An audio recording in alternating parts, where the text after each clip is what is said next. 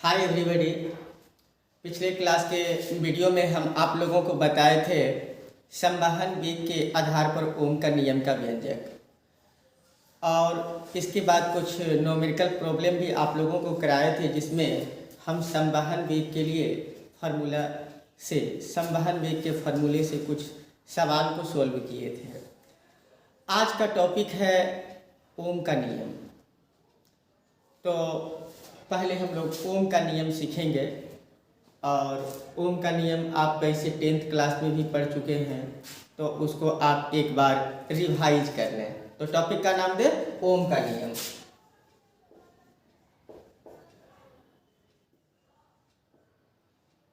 ओम का नियम, Ohm's law. नियत ताप पर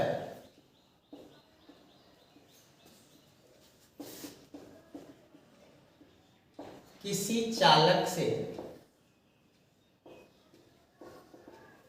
नियत ताप पर किसी चालक से प्रवाहित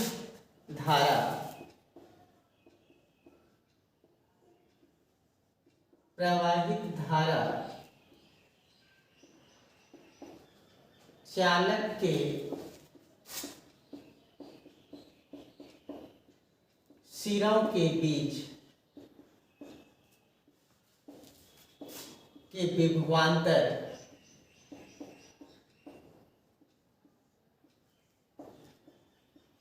के समानुपाती होता है।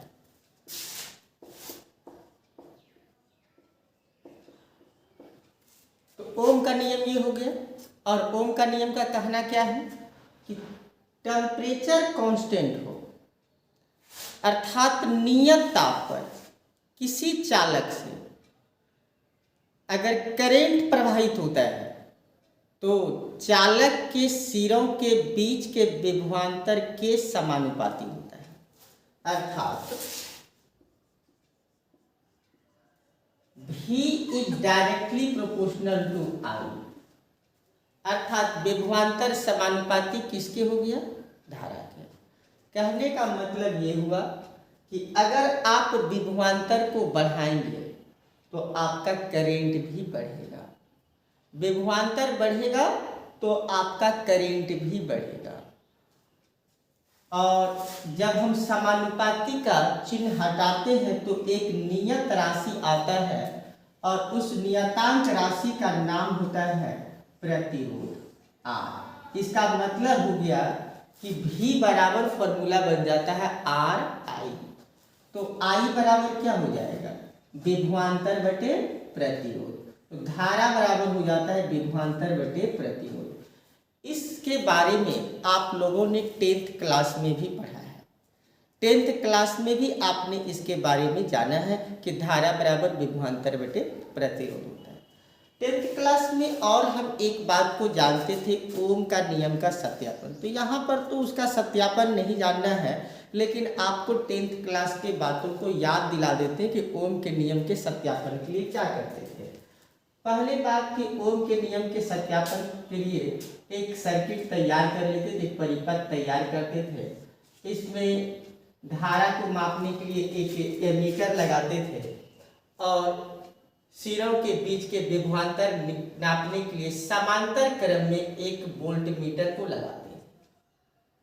इसके बाद एक सेल से जोड़ देते थे, और यहाँ पर जो है एक सेल को जोड़ के एमीटर से धारा का मान और वोल्ट मीटर से विभवांतर का माप कर लेते थे। इसी तरह से एक सेल के बदले अब हम 2 सेल लगाते हैं। 2 सेल लगा करके भी धारा का मान और विभवांतर का मान को नोट कर लेते हैं। फिर हम 3 सेल लगाते थे, और 3 सेल लगा करके धारा, एमीटर से धारा का मान और विभवांतर से विभव का मान, वोल्ट मीटर से विभव का मान नोट कर लेते थे। ये जो आंकड़े 1 सेल का, 2 सेल का और 3 सेल का, ये जो आंकड़ा होता है डाटा जो हमें प्राप्त होता था धारा और विभवांतर का, इस आंकड़ों से ये पता चलता था कि अगर विभवांतर का मान अर्थात सेल का मान बढ़ाए हैं तो धारा का मान भी बढ़ा है। सेल का मान बढ़ने का मतलब ये हुआ कि विभव का मान बढ़ने से धारा का मान भी बढ़ता है। जब इसको एक ग्राफ से जब दिखाया गया तो ग्राफ में ये ग्राफ हमारा एक स्ट्रेट लाइन प्राप्त हुआ। अगर x एक्सिस और y एक्सिस पर हमने ग्राफ लिया, x एक्सिस पर करंट का ग्राफ और y एक्सिस पर विभव का ग्राफ जब हमने लिया तो ये ग्राफ जो है एक सीधी रेखा में प्राप्त होता है। इसका मतलब ये हो गया कि विभवांतर के बढ़ने से धारा का मान बढ़ता है या धारा के मान बढ़ने से विभवांतर का मान बढ़ता है, दोनों एक दूसरे के अनुक्रमानुपाती होते हैं। तो ये था आपका ओम का नियम। ये 10th क्लास में हम सत्यापन करते थे। सत्यापन करना भी बहुत आसान था, बस सेल लगाते जाना है। एमीटर धारा मापने वाला यंत्र है, इसलिए इसको हम श्रेणी क्रम में लगाते हैं। वोल्ट मीटर विभव के दोनों सिरों के बीच के विभव को नापता है, इसीलिए इसको समांतर क्रम में लगाते हैं। तो इस तरह से हम धारा और विभवांतर के से इसका मान प्राप्त कर लेते हैं। आगे बढ़ते हैं। इसका डिफिनेशन को आप अच्छी तरह भली भांति आप 10th क्लास में पढ़े भी हैं, इसको एक बार और रिवाइज कर ले तो अच्छा रहेगा।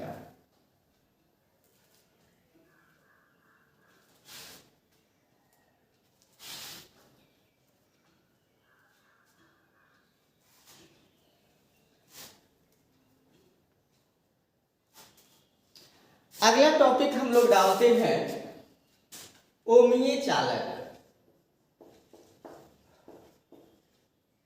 ओमीय चालक इंग्लिश में इसका नाम होता है ओमिक कंडक्टर। Ohmic conductor. अब ये ओमिक कंडक्टर क्या होता है तो ध्यान दीजिए, वैसा चालक जो ओम के नियम के लिए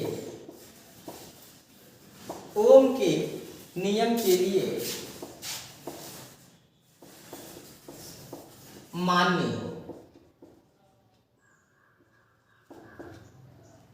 हो, ओमीय चालक कहलाता है।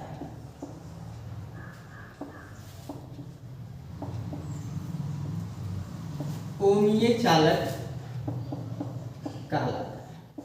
तो ध्यान ये रखना है, वैसा चालक जो ओम के नियम के लिए मान्य हो। अब ये ओम का नियम के लिए वही कंडक्टर होगा जो ओम के नियम के लिए मान्य हो गया, अर्थात नियत ताप पर किसी चालक से प्रवाहित धारा चालक के सिरों के बीच के विभवांतर के समानुपाती होता है। अर्थात विभव और धारा का जो ग्राफ होगा वह स्ट्रेट लाइन ग्राफ होगा। तो वह ओम के नियम के लिए अगर मान्य होता है तो उस चालक का नाम ओमीय चालक कहलाता है। तो वैसा चालक जो ओम के नियम के लिए मान्य हो, ओमीय चालक कहलाता है। अब देखिए एग्जाम्पल में जितने भी तरह का मेटल है, एग्जाम्पल सभी तरह के धातु, सभी प्रकार के धातु, अर्थात जितने भी सारे मेटल हैं वह ओम के नियम का पालन करता है। अर्थात मेटल का एक बात ये है कि इसका लाइन जो ग्राफ का है, एक्स एक्सिस और वाई एक्सिस, विभव और धारा का ग्राफ अगर खींचेंगे तो ये ग्राफ हमारा स्ट्रेट लाइन ग्राफ हो जाएगा। और जब ये स्ट्रेट लाइन ग्राफ जब होगा, इसका मतलब है कि जितने भी प्रकार के धातु हैं वह ओम के नियम का पालन करता है। चाहे आपका एल्युमिनियम हो जाए, कॉपर हो जाए, आयरन हो जाए, ये जितने भी सारे मेटल हैं ये सारे ओम के नियम का पालन करता है। इसलिए सभी प्रकार के धातु ओम के नियम का पालन करता है, इसलिए इसको हम लोग ओमीय चालक बोलेंगे। तो वैसा चालक जो ओम के नियम के लिए मान्य हो उसे हम ओमीय चालक कहते हैं।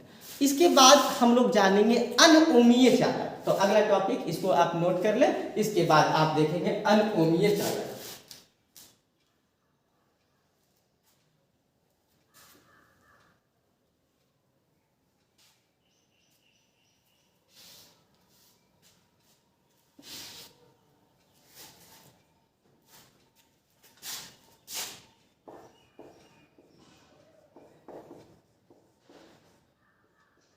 अनकोमीय चालक।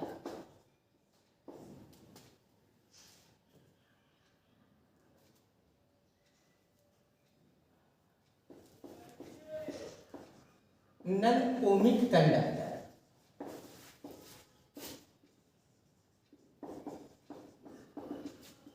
वैसा चालक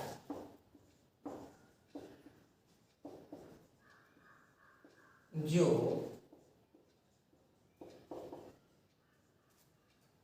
ओम के नियम के लिए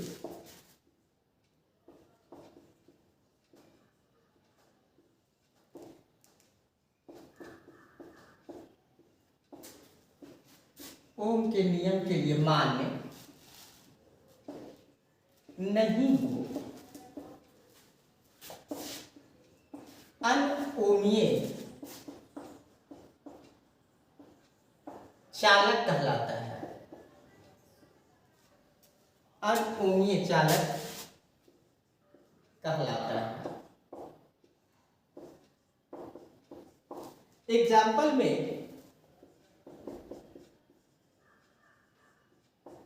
आप ले सकते हैं फिलामेंट बल्ब।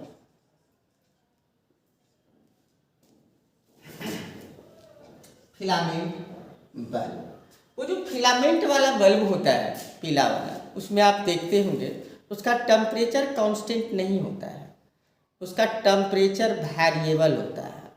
और ओम का नियम का कहना है कि ताप नियत होना चाहिए, लेकिन वो फिलामेंट वाला बल्ब धीरे धीरे कर करके गर्म होने लगता है, बाद में फिर कांस्टेंट हो जाता है, लेकिन धीरे धीरे पहले वह गर्म होते जाएगा।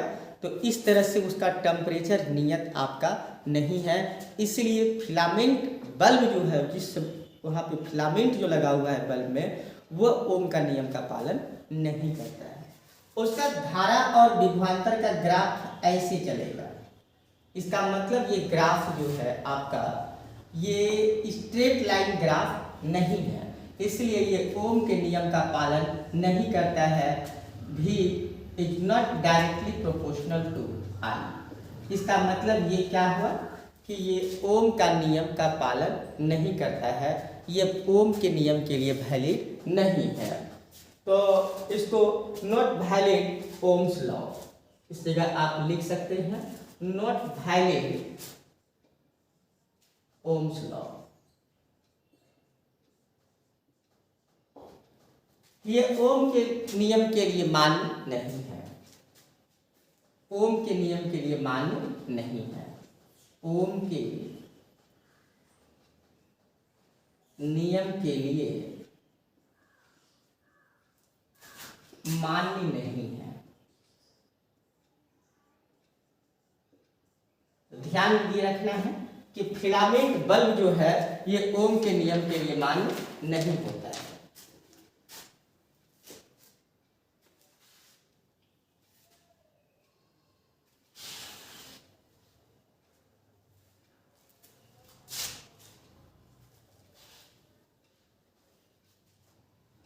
दूसरा होता है जंक्शन डायोड।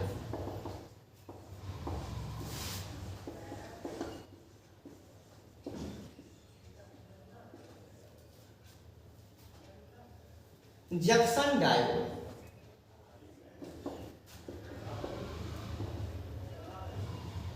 इसके लिए भी जो ग्राफ बनता है ये इस तरह से कर्व ग्राफ हो जाता है, ऊपर से लेकर के नीचे तक ग्राफ बन जाता है इस तरह का।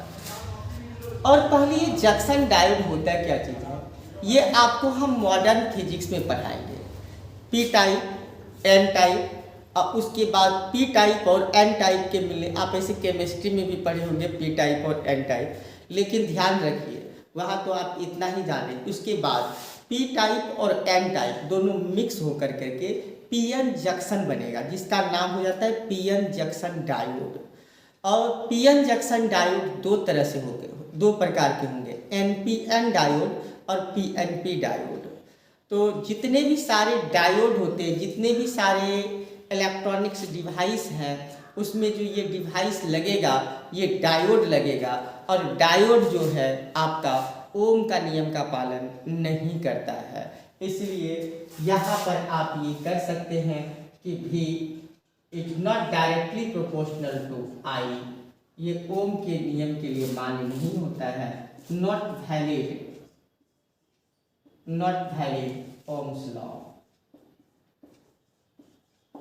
ये ओम के नियम के लिए मान्य नहीं है, ओम के नियम के लिए मान्य नहीं है, ओम के नियम के लिए मान्य नहीं है। तो ध्यान रखिएगा कि ये जो आपका जंक्शन डायोड बनेगा, ये जंक्शन डायोड भी ओम के नियम के लिए मान्य नहीं होता है।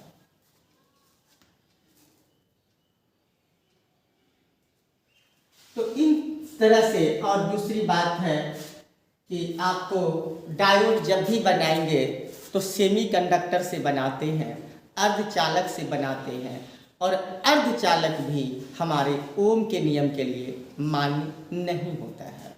तो आप यहाँ पर इतना जाने ओमीय चालक और अनओमीय चालक के बारे में आपने जाना। अब हम लोगों को कुछ ओम के नियम से आधारित कुछ महत्वपूर्ण बातें जो आपको याद करने के लिए बहुत इम्पॉर्टेंट है, इसको हम लोग ये कह सकते हैं रिमेंबर पॉइंट, आप इसको लिख सकते हैं remember point. Remember point, point number 1,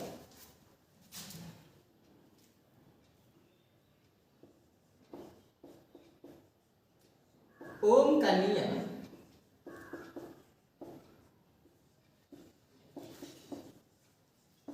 विद्युत परिपथ का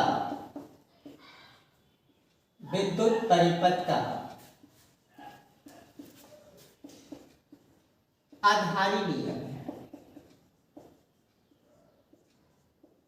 ये बेसिक लॉ है। ओम का नियम जो है इलेक्ट्रिकल सर्किट के लिए ये बेसिक लॉ है। जो बेसिक लॉ आपको लगाना है धारा बराबर विभवांतर बटे प्रतिरोध। ये जो लॉ है ये लॉ आपका बेसिक लॉ है, तो ध्यान रखिएगा। ओम का नियम विद्युत परिपथ का कैसा नियम है? तो बेसिक लॉ है, आधारी नियम है। नंबर 2 पर बात करते हैं। ओम का नियम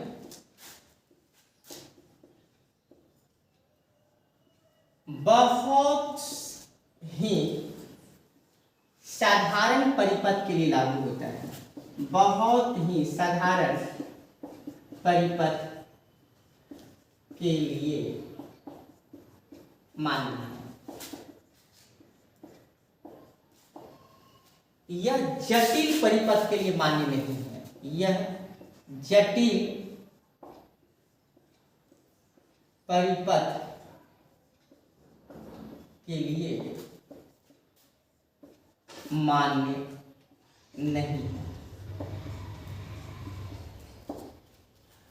तो ओम का नियम जो है ये साधारण विद्युतीय परिपथ के लिए मान्य है, जिसमें एक विभवांतर वोल्ट मीटर लगा हो, एक धारा मापी लगा हो, एकदम साधारण सा, अर्थात ये सिंपल लगेगा, एक प्रतिरोध, विभवांतर और धारा, अगर इतना रहे।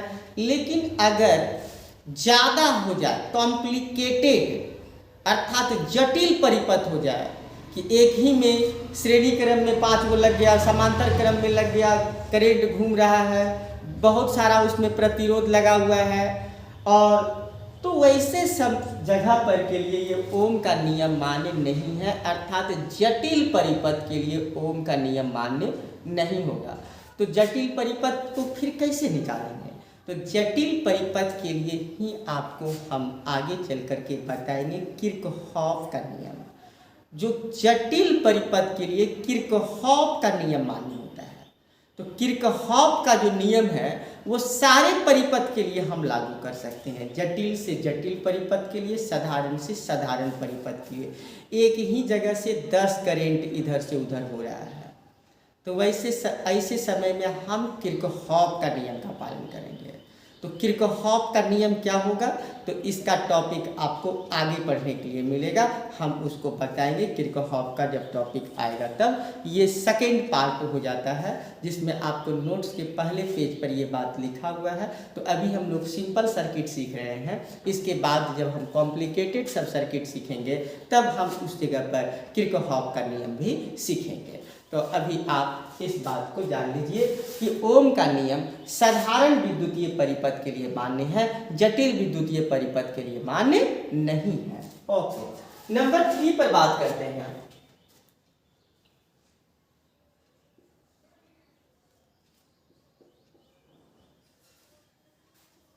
ओम का नियम सिर्फ चालक के लिए मान्य है, सिर्फ चालक के लिए मान्य है। यह अर्धचालक या अचालक के लिए मान्य नहीं है।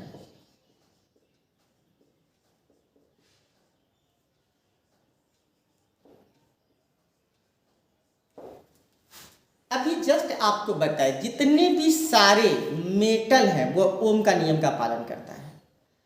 तो ओम का नियम का पालन सारे मेटल करेगा, लेकिन सेमीकंडक्टर और इंसुलेटर, अर्धचालक और अचालक ये ओम के नियम का पालन नहीं करता है।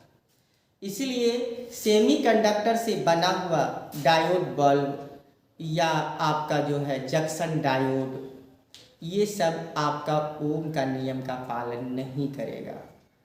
तो यहाँ ध्यान रखिए, सिर्फ मेटल ही आपका ओम का नियम का पालन करता है। ओके, तो ये 3 पॉइंट लिखे हैं। इसके बाद चौथे नंबर पॉइंट पर बात करते हैं।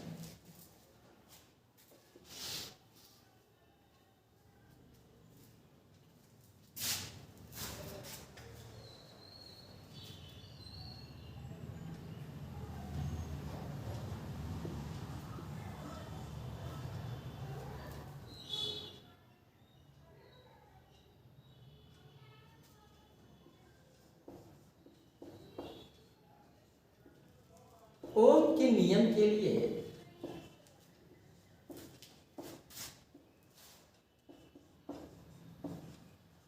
ओम के नियम के लिए ताप नियत होनी चाहिए। ओम के नियम के लिए ताप नियत होनी चाहिए। ओम का नियम तभी वैलिड है जब टेम्परेचर आपका नियत हो। अगर टेम्परेचर वेरिएबल है तो ओम का नियम ये मान्य नहीं होगा। 5वां पॉइंट, ओम का नियम, ओम का नियम नियत विकृति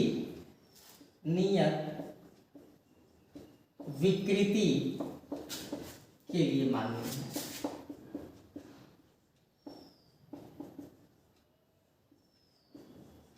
अब ये स्ट्रेन विकृति जो है आपको हम 11th क्लास में इलास्टिसिटी चैप्टर में पढ़ाए थे, और आपको ये चीज का जानकारी होना चाहिए कि टेम्परेचर के बढ़ने से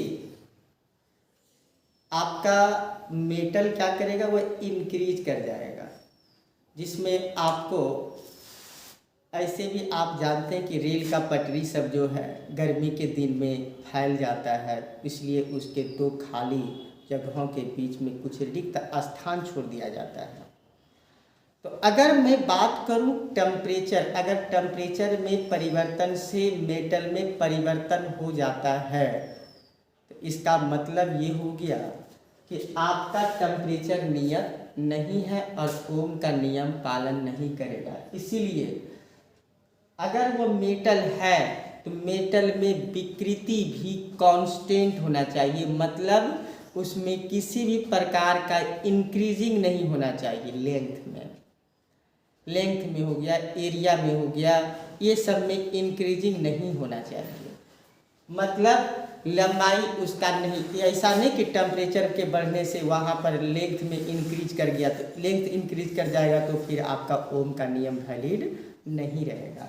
इसलिए ओम का नियम नियत विकृति के लिए मान्य। विकृति के लिए आपको हम फार्मूला सिखाए थे 11th क्लास में, वह होता है लंबाई में परिवर्तन बटे प्रारंभिक लंबाई।